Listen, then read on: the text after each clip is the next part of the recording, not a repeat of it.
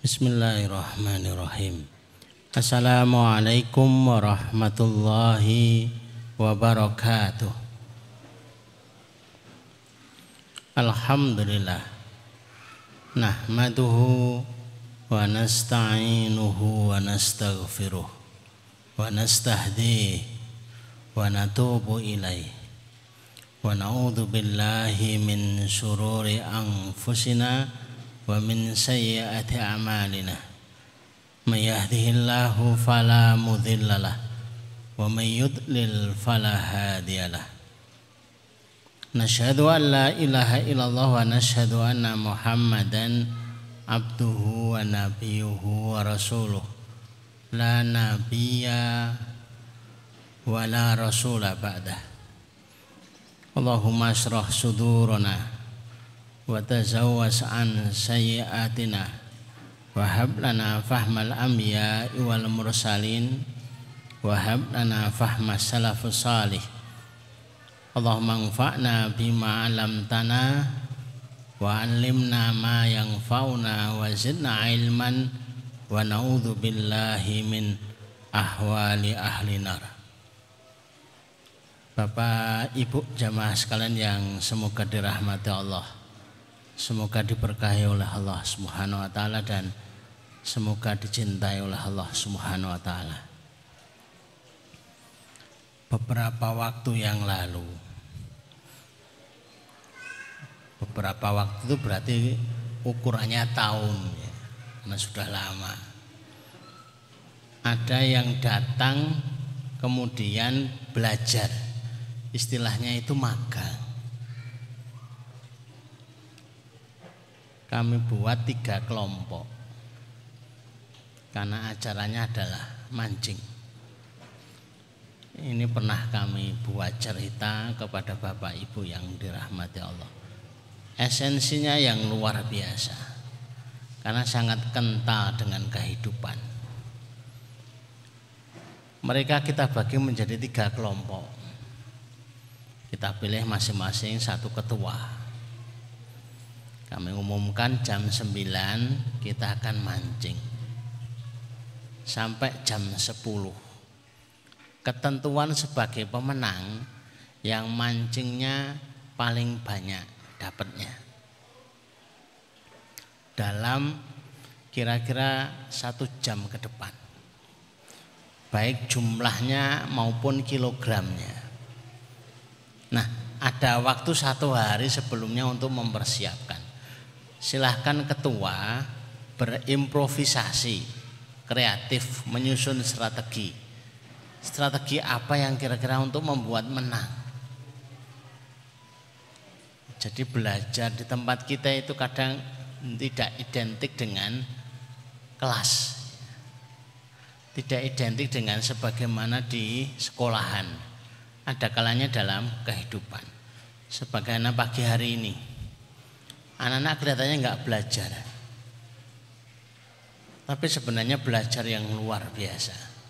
Dimana saya dulu kecil itu belum pernah ikut belajar. Saya kecil kelas-kelas sanawiyah gitu ya. Itu tidak pernah ikut acara seperti ini. Bahkan saya ikut lomba pidato aja tidak pernah. Selama 6 tahun tidak pernah lomba pidato di pondok. Tahu-tahu lulus tuh suruh ceramah. Begitu ceramah, lah ketagihan. Entah yang ketagihan yang dengarkan atau yang ketagihan yang bicara saya tidak tahu. Tapi mungkin yang nyoteng kali ya. Biar dia dapat nama. Setelah jam 9 semua dibawa di kolam ikan. Catatannya ada di antara peserta itu yang sama sekali usianya 40 tahun. Dari 0 usia sampai 40 tahun belum pernah mancing. Ini kan seru. Enggak pernah mancing tapi ikut lomba pancing. Kalau cuma mancing itu biasa ya. Di sungai itu banyak yang mancing itu ya. Tapi enggak dilombakan. Kalau dilombakan itu jadi ndredeg ya, keringetan gitu. Kalau enggak dilombakan alah dapat ya alhamdulillah, enggak dapat ya alhamdulillah. Wong enggak ada hadiahnya. Begitu selesai, pemenangnya itu kelompok nomor 1, dapatnya 3 kilo. 1 jam dapat 3 kilo. Itu kami adakan masih di Semarang dulu. Alhamdulillah. Kalau di sini itu nggak sampai 3 kilo, paling ya 10 kilo atau bahkan 1 kuintal, karena ada kolam ikannya. Lebih cepat gitu ya.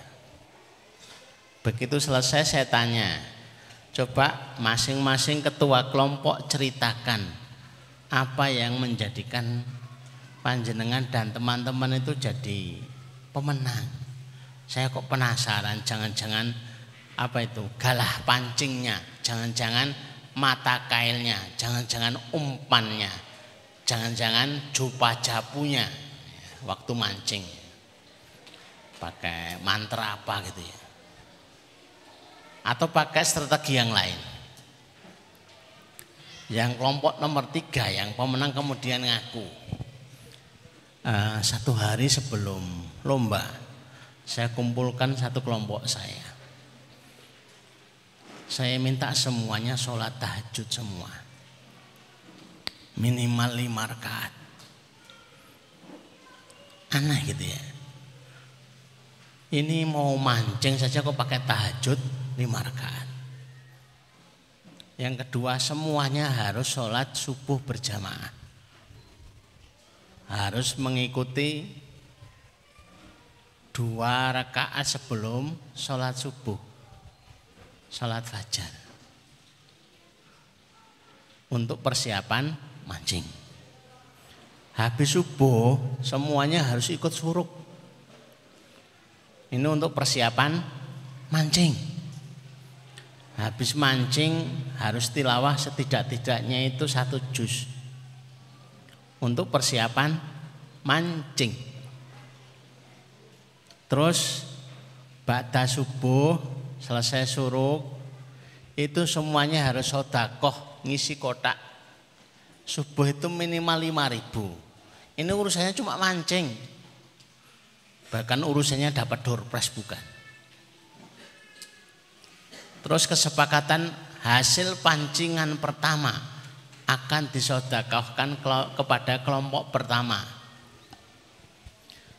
Terus hasil pancingan yang kedua akan disedekahkan kepada kelompok yang kedua. Yang menang tadi kan kelompok 3. Saya diminta komentar. Kalau apa yang antum kerjakan, yang kalian kerjakan seperti ini, sepertinya bukan hanya juara mancing, bahkan kalian itu layak untuk menjadi juara kehidupan. Saya pernah diundang di Kalimantan Timur. Kalau Kalimantan Timur agak sering ya, daerah Montang deh. Di Pupuk Kaltim kami sering, di PT Badak ya juga sering. Begitu sampai di sana, saya disuruh mampir di supermarket besar kayak Laris itu. Yang punya supermarket itu tanya, Ustadz, Bu, kami dikasih petuah, saya itu ngatur karyawan kok sulit banget. Bagaimana agar rapi urusan, SDM juga rapi, pekerjaan juga rapi, hasilnya itu memuaskan. Kami sampaikan kepada seluruh karyawan, menangnya bos juragan itu kalau di hadapan karyawan, Ustadz aja kalah. Kalau juragannya bilang sholat duha 2 rakaat, kalau nggak sholat duha tak potong gajinya. Itu sholat semua. Ada karyawan kami ya, biasanya ikut Jumat sore, tapi kadang-kadang Ahad pagi juga ikut.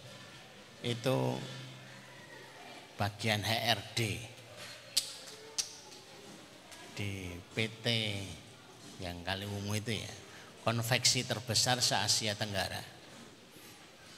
Dia itu ingin membuktikan sholat duha. Dia perintahkan seluruh karyawannya yang muslim sholat duha itu 2 rakaat. Masih yang ringan-ringan dulu. Untuk betul-betul membuktikan bahwa sholat 2 rakaat itu menjamin kesehatan seluruh karyawan. Dan betul.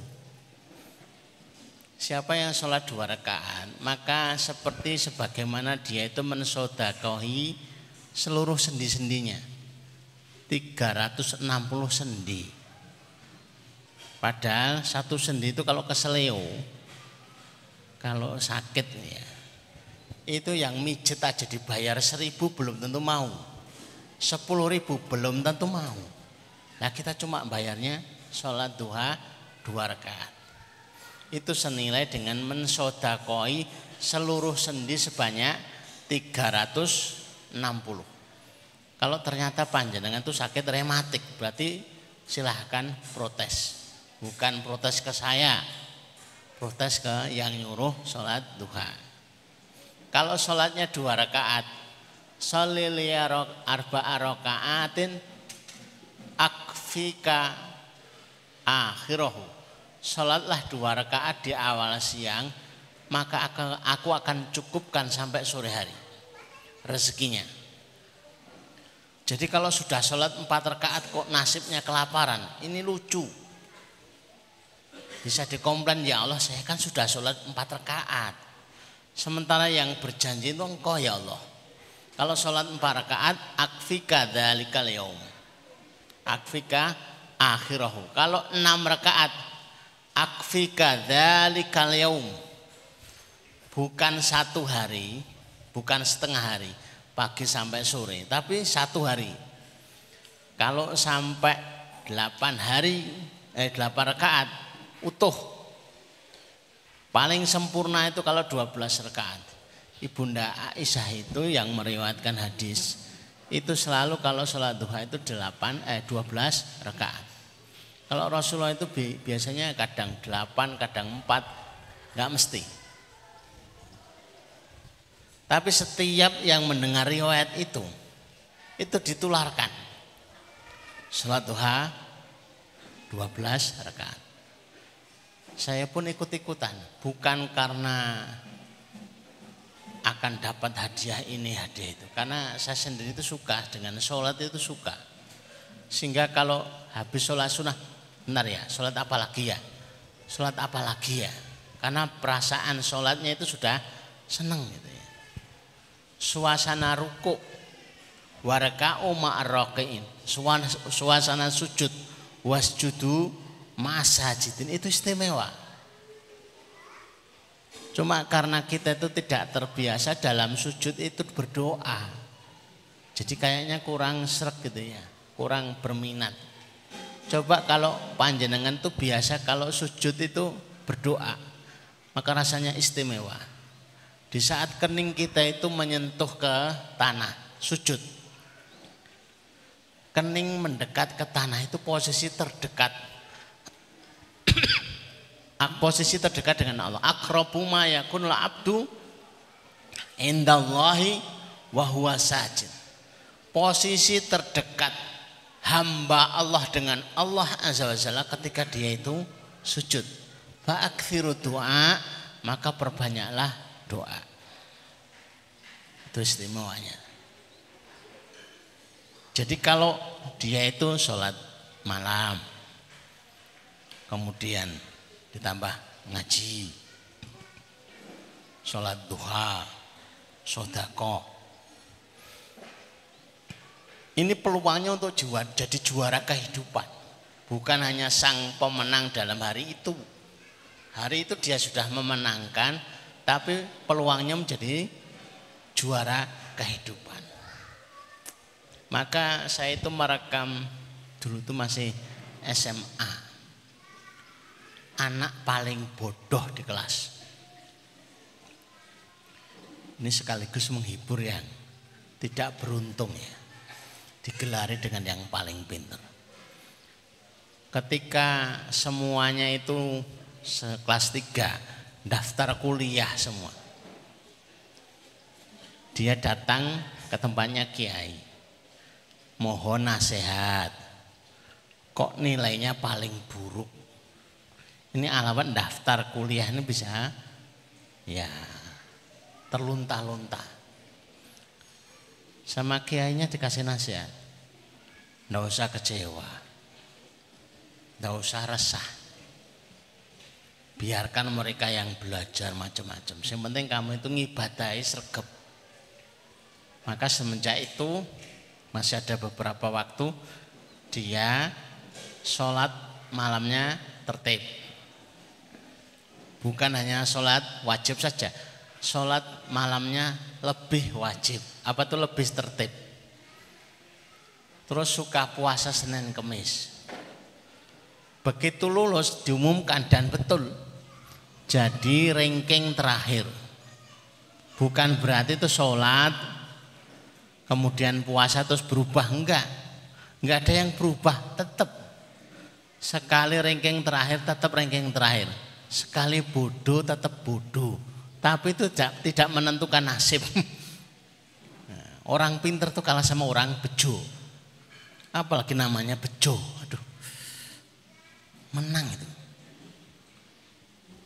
Begitu daftar ternyata itu kok nilainya paling jelek, dapatnya itu fakultas ya yang paling tidak favorit. Waktu itu fakultas psikologi, waktu itu semua keterima, fakultas pendidikan, fakultas fisika, fakultas, dia dapatnya fakultas psikologi. Nggak ada yang lain, cuma itu aja. Begitu selesai, itu lagi boomingnya fakultas psikologi. Jadi semua temannya satu kelas tuh yang dicari cuma dia. Karena semua sekolahan sudah mengharuskan harus punya guru bimbingan konseling. Yang diterima cuma dia. Waktu mendaftar jadi guru, jadi karyawan, yang diterima cuma dia. Yang lain masih sekolah, masih kuliah, masih belajar, masih begini dan begitu.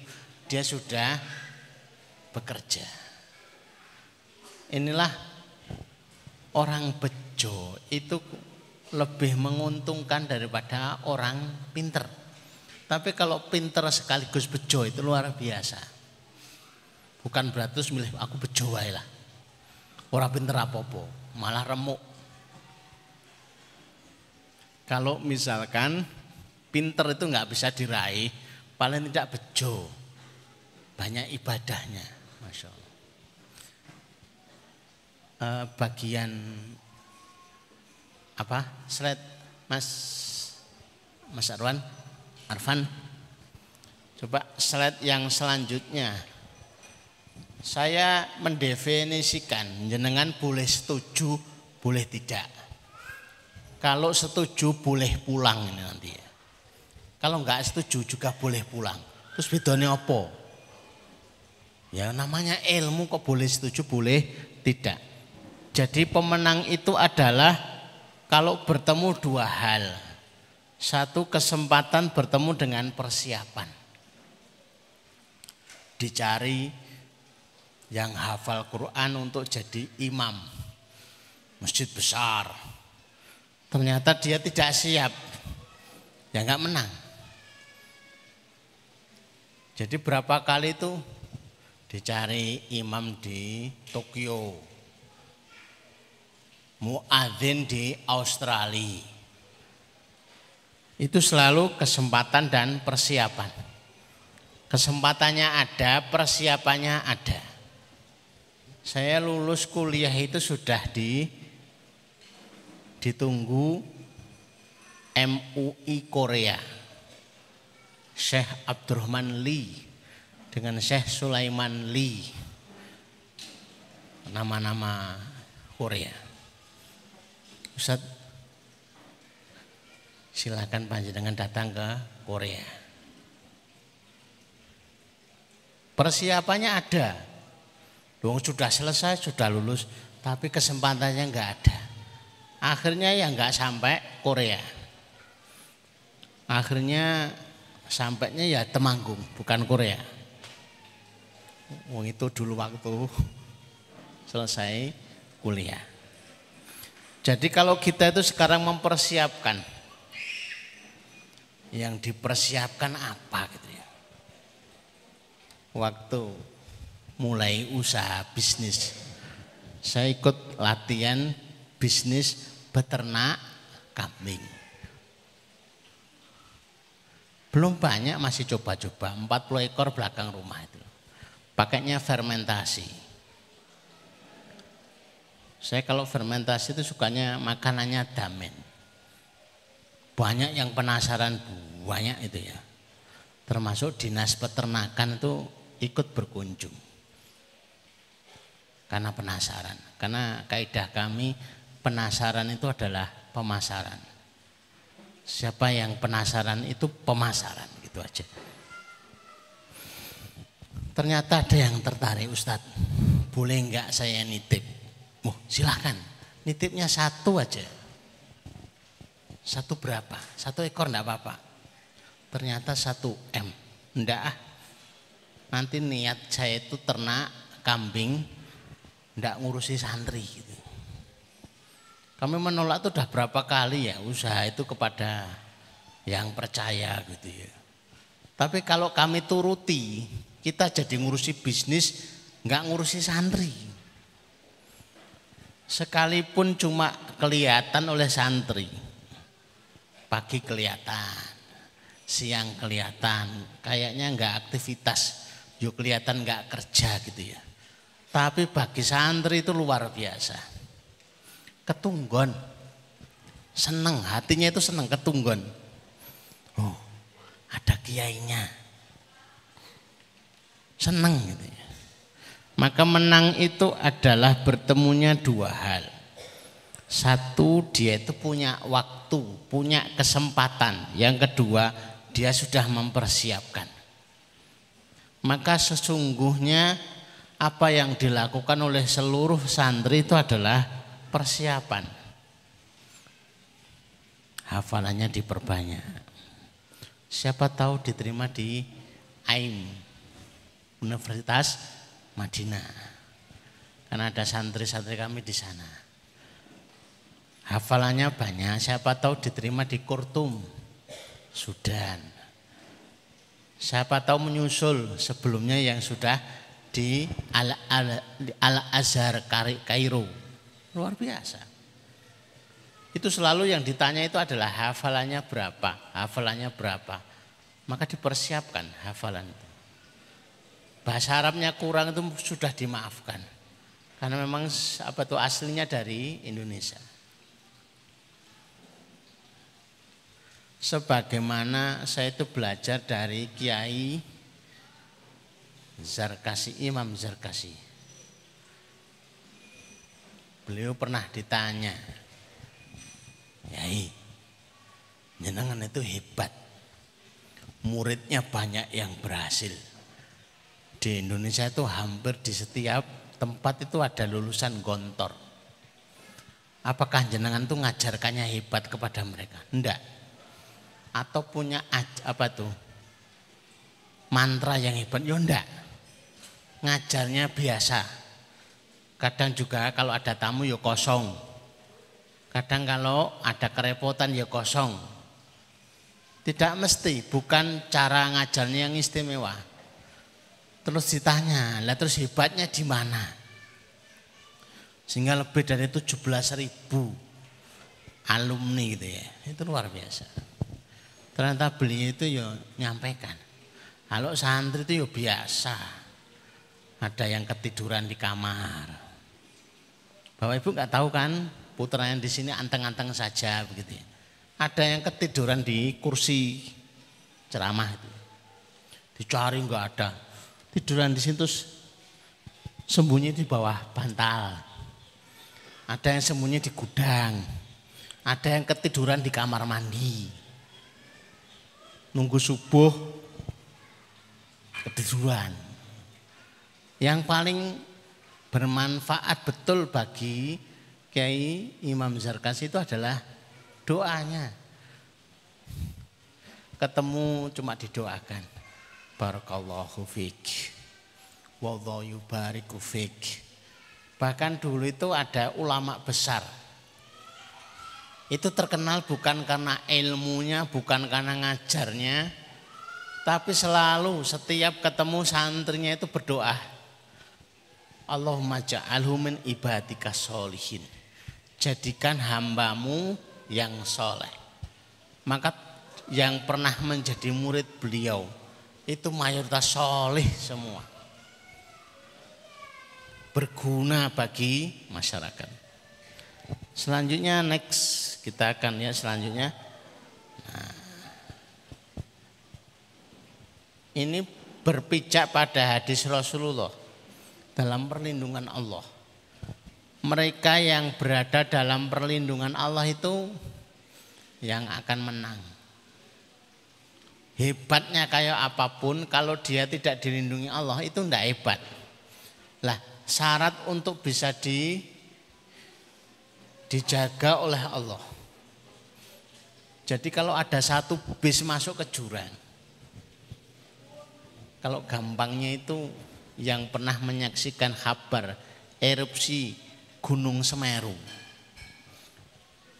yang terkena letusan, yang terkena lahar dan yang diselamatkan, silahkan dicek, bukan hanya ngelihat prihatin terus transfer ya, tapi yang paling pokok adalah dapatkan hikmahnya, dapatkan maknanya.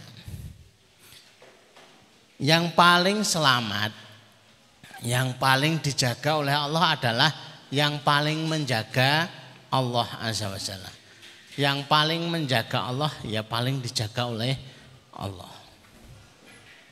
Ada seorang yang masih pakai seragam tentara. Aneh.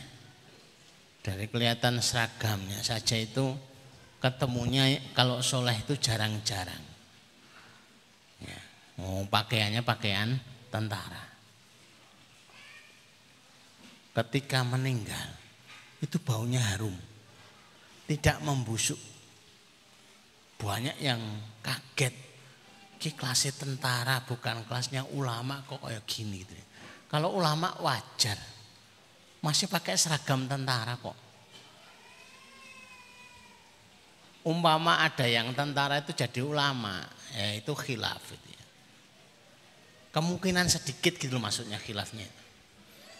Yo ada mungkin, ini kok aneh. Hafal Quran yo ndak, rajin baca Quran yo ndak, rajin tahajud yo ndak. Kalau yang di Jember itu sudah 11 tahun dikuburkan, terpaksa karena sebuah proyek harus digali lagi, dipindahkan. 11 tahun itu utuh. Masih seperti waktu dimakamkan pertama kali. Tidak ada yang rusak dari bagian dari tubuhnya. Allah haramkan binatang tanah itu untuk merusak tubuhnya. Ketika ditanyakan keluarganya, bapaknya dulu itu kenapa toh? Bapak itu ahli tahajud. Luar biasa. Tapi yang ini tuh aneh. Umpama ada tentara yang ahli tahajud itu wajar. Tapi enggak banyak gitu loh. Kalau santri ahli tahajud itu lebih banyak mesti begitu. Karena diajarkan. Ini tentara kok.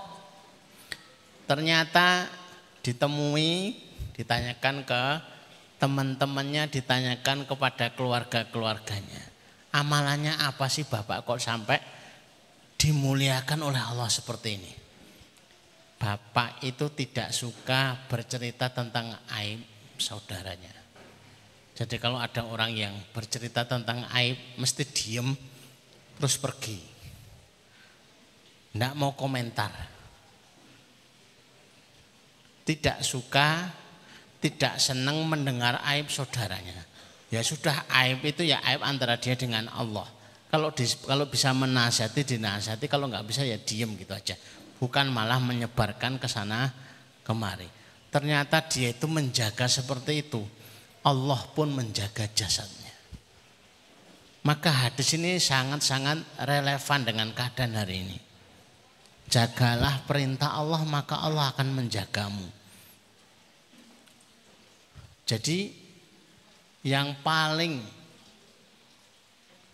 membuat penjagaan kita sekalian, menjaga kesehatan kita, bahkan menjaga ekonomi kita, menjaga kenyamanan kita, bahkan keamanan kita, itu adalah karena kita sangat-sangat menjaga perintah Allah. Bahkan ini bukan sekali, 2 kali diingatkan.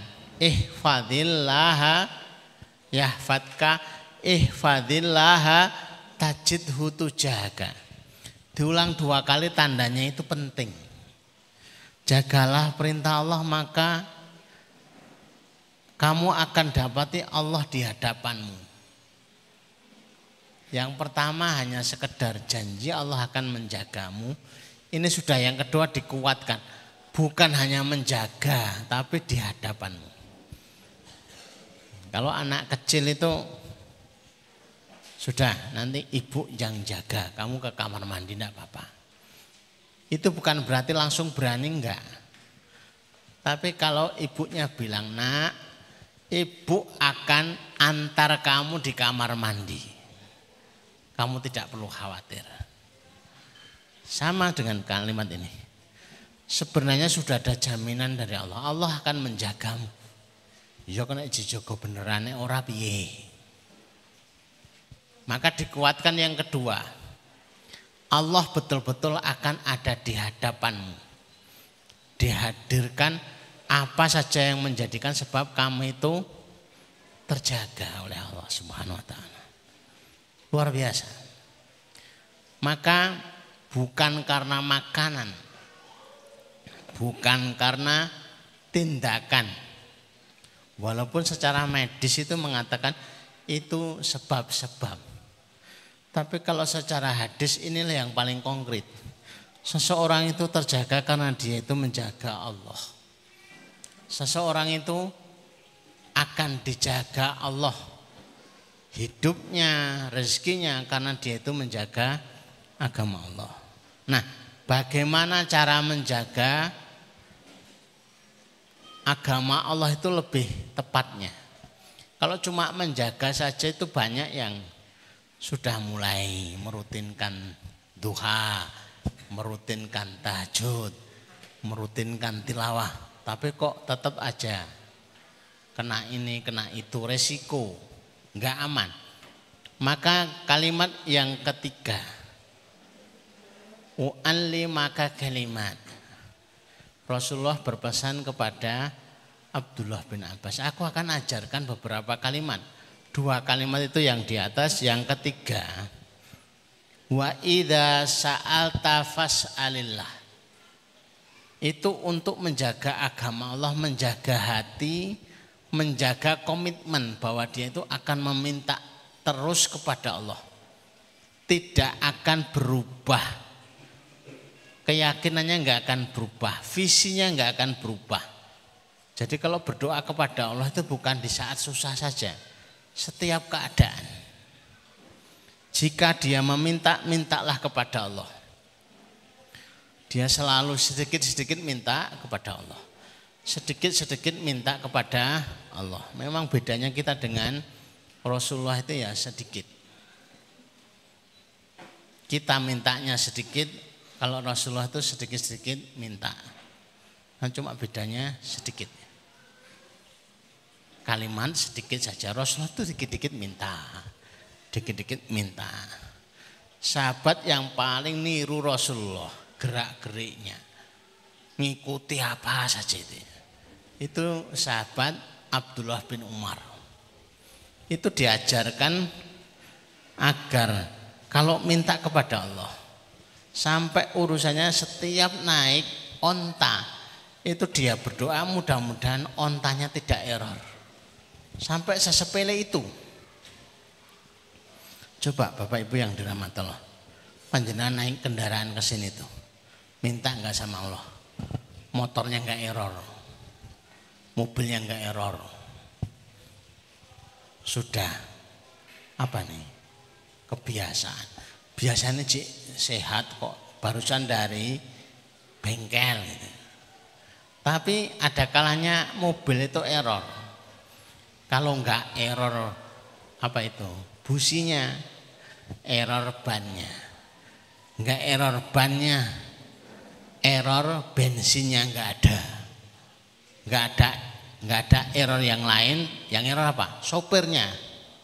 Sudah beres semua, ternyata sopirnya belum sarapan. Ya nggak jalan. Berdoalah kepada Allah hal-hal yang sepele-sepele itu. Mudah-mudahan tidak error, mudah-mudahan beres. Mudah-mudahan. Saya selalu menasihatkan kepada wali santri, wallahu alam, sampai kepada bapak ibu atau tidak. Karena sekalipun saya itu juga ngurusi pondok, ngajar di pondok itu juga melakukan. Karena punya anak yang jadi santri, masalahnya begitu. Kami itu selalu masuk ke kamar, sholat 2 rakaat di kamar santri yang ada anak kami, terus kami berdoa, ya Allah, aku titipkan di antara anak kami di sini, engkaulah sebaik-baik penjaga. Sekalipun ustadznya itu gelarnya itu banyak, ada LC, ada macam-macam, itu belum jaminan dia bisa menjaganya luar biasa. Maka yang paling menjaga itu adalah Allah yang maha penjaga. Dititipkan ke ustadz, ya. Dititipkan ke bagian pesantren, ya. Tapi jangan lupa doakan. Pasrahkan kepada Allah yang maha menjaga. Karena sebaik-baik penjaga itu ya Allah. Apalagi kalau pakai doanya Maryam, ibunya Maryam kepada Maryam. Karena hari ini tuh sangat-sangat penting ya. Di rumah tenang, semua diawasi, tapi keluar sedikit nggak tenang, megang HP nggak tenang, teman-teman yang satu lingkungan nggak teman, apa tuh belum tentu aman. Tapi Ibunda Hana, ibu daripada Maryam, itu setiap melepas anak itu doanya, Allahumma ini u'iduha minasyaitonirrajim. Aku perlindungkan anak ini dari gangguan setan yang terkutuk. Gadget, HP, lingkungan. Itu enggak akan ada pengaruhnya apa-apa kalau setannya itu enggak ganggu. Coba kalau Bapak Ibu ketemunya itu setan yang alim. Memang ada setan alim. Setan alim enggak ganggu. Enggak kemana-mana. Sekalipun dihadapkan kepada kemaksiatan, tapi setannya pasti ketemunya setan alim, gak akan kemana-mana. Tapi gak ada setan itu alim. Awalnya setan itu alim, kemudian jadi gak alim, itu namanya jadi setan. Karena setan itu aslinya pembangkang artinya. Maka kalau ada yang anaknya bangkang, kadang dasar kayak setan. Bukan seperti setan yang sesungguhnya, tapi bangkangnya kayak setan. Ini nasihat yang luar biasa. Kalau kami selalu ingatkan kepada anak-anak kami, kalau sudah sholat malam ya dijaga, duha dijaga, zikir pagi, zikir sore dijaga. Masya Allah. Coba next.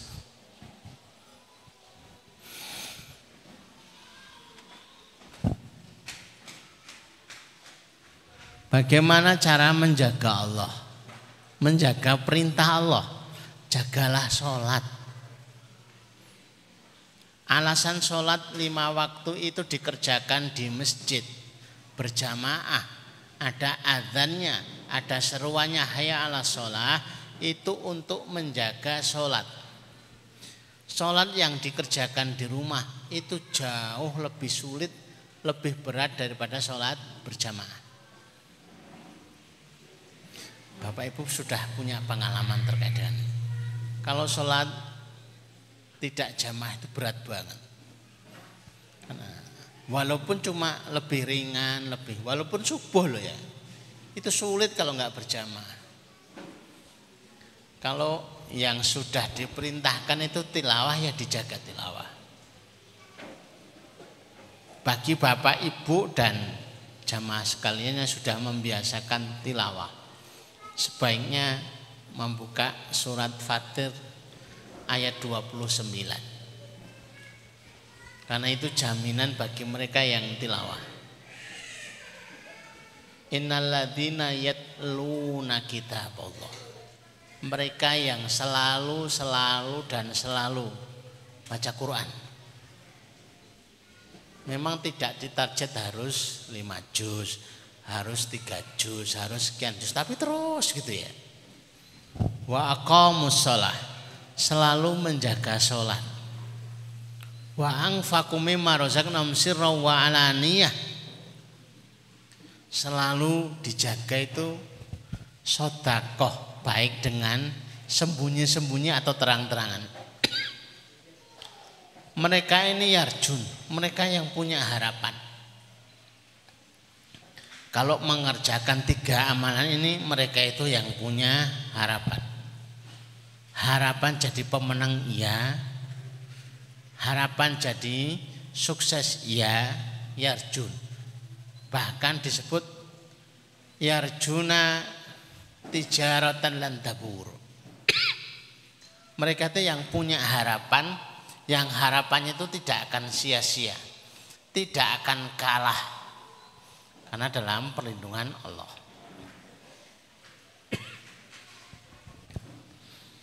Termasuk menjaga sedekah, menjaga saum, menjaga zikir dan menjaga doa. Ini termasuk menjaga Allah, menjaga perintah Allah tetap dilaksanakan dengan baik. Coba next. Dengan menjaga apa yang diperintahkan Allah kepadanya, hakikatnya itu dia itu sudah berusaha untuk menjadi ma'iyatullah, bersama dengan Allah. Kalau ia itu berusaha bersama dengan perintah Allah, bersama dengan Allah, Allah pun ikut bersamanya. Bersama Allah dalam ibadah, bersama Allah dalam zikir dan doa. Dan kalau bersama Allah, kita itu bisa. Atas inspirasi ini, saya ikut-ikutan nulis bukunya yang kemarin dibagikan kepada Bapak Ibu itu. Itu inspirasi sekian tahun ya. Karena tulisan tiap pagi itu yang kita buat buku itu ya. Nulisnya itu sambil mikir sekian jauh. Penjagaan Allah itu seiring dengan penjagaan kita terhadap perintah Allah. Semakin dijaga, semakin kita terjaga. Bapak Ibu yang rajin baca Quran, menjaga Al-Quran, menjaga kalamullah, maka dampaknya akan semakin dijaga oleh Allah. Nasib-nasibnya, rezekinya, kesehatannya, kebaikannya, dan semua yang ada padanya itu akan dijaga oleh Allah Subhanahu wa taala. Bapak Ibu yang dirahmati Allah, slide yang kayaknya yang terakhir ini setelah ma'iyatullah ya, karena alhamdulillah saya sudah agak enggak nyaman, panjenengan juga enggak nyaman ya, karena jamnya kok terus bergerak gitu. Saya pengennya jamnya dihentikan aja gitu ya. Terus kita bisa ngajinya agak lama, tapi kan itu kan mustahil gitu ya. Ini sekalipun kita duduk-duduk seperti ini jamnya sudah 10 lebih loh ya.